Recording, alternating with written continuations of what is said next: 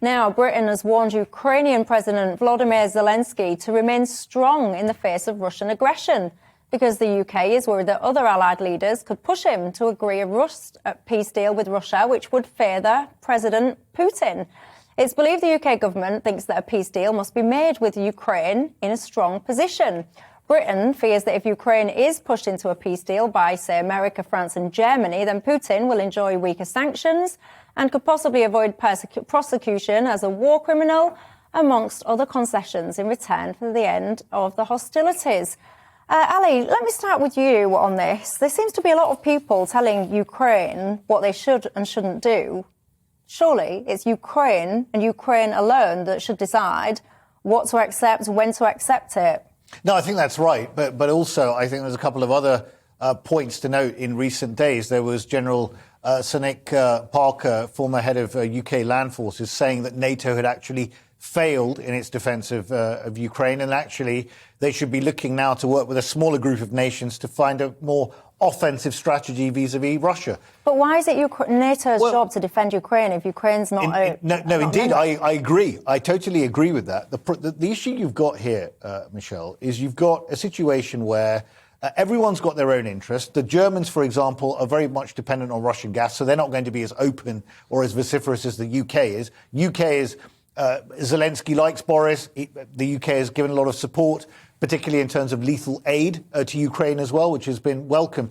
The US, for its part, would not give the MiG fighter jets from Poland that Poland wanted to deploy, without NATO personnel, by the way, give them the MiG fighter jets, because the US was saying that it would be an offensive, it would be regarded as an offensive tactic. The reality is NATO's already involved to a degree, right, by giving weapons. The fundamental thing that I'm struggling with is if Zelensky ends up, as he's indicated partly in recent days, that he signs away Donbass, he signs away Crimea, he recognises Crimea belongs to Russia, and he signs a treaty recognising the fact that Ukraine will remain a neutral country and not join NATO.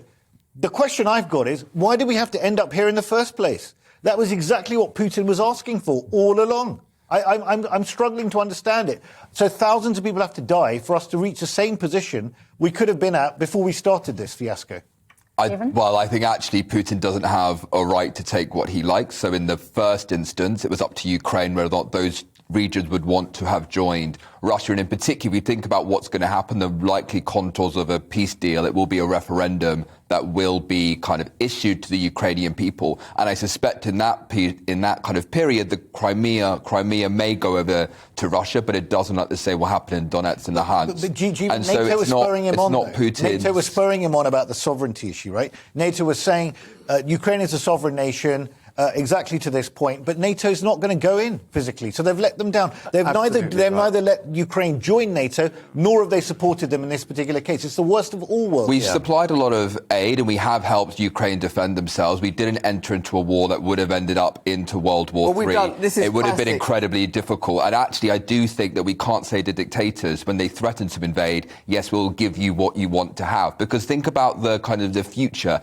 and we have seen this happen before. And we saw it happen in the 1930s when we did say, yes, you can have what you like because you're threatening it. I support everything Ali said. I mean, this is classic Western foreign policy, fighting a proxy war. It's Ukrainians dying, not British, German or American soldiers. And ultimately, whether you've supplied a few lethal weapons or humanitarian aid doesn't give you the right of say. This is for a Ukrainian decision. But I find it really amusing.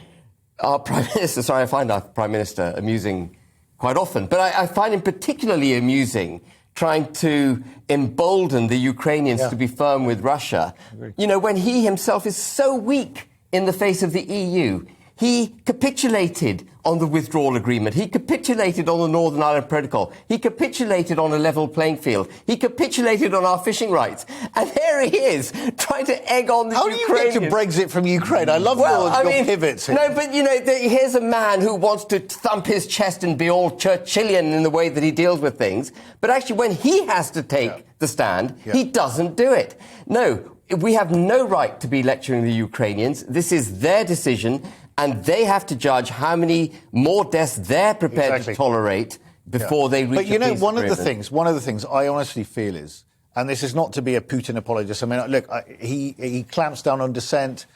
He is an autocrat, so no, I don't think there are very many people who would be defending Vladimir Putin's actions. However, he did make it very clear in 2007 that the thought of Ukraine joining NATO would be a red rag to a bull. It was a red line for him. In 2008, George W. Bush at the Bucharest conference on NATO said that Georgia and Ukraine should be part of NATO. Absolutely. What on earth were they thinking?